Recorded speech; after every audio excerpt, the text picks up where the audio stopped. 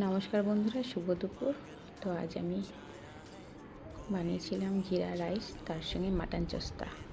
শুনতে কেমন লাগলো না? হ্যাঁ, এটাই আমার আজকে ভালো লাগলো, যেহেতু একা খাবো তাই আজকে একটু জিরা রাইস আর মাটন চস্তা বানিয়ে ফেললাম। তো জিরা রাইসটা বানাতে গিয়ে প্রথমে আমি কড়াইশ ঘি দিয়ে তার সঙ্গে গোটা গরম মশলা, জিরে, শুকনো লঙ্কা, তেজপাতা, কাঁচা লঙ্কা দিয়ে সিদ্ধ করা রাইসটা আমি একটু নাড়াচাড়া করে নিলাম। 5 মিনিট একটু দম দিয়ে নিলাম।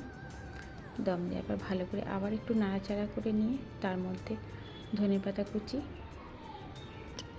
দিয়ে একটু নাড়াচাড়া করে নিয়ে জিরা রাইসটা খুব সুন্দর হয়েছিল, খুব ভালো লাগলো। তো মাটন চস্তাটা বানাতে গিয়ে আমি প্রথমে গোটা মশলাগুলো একটু সিদ্ধ করে নিয়েছিলাম, দিয়ে একটা পেস্ট করে নিয়েছি।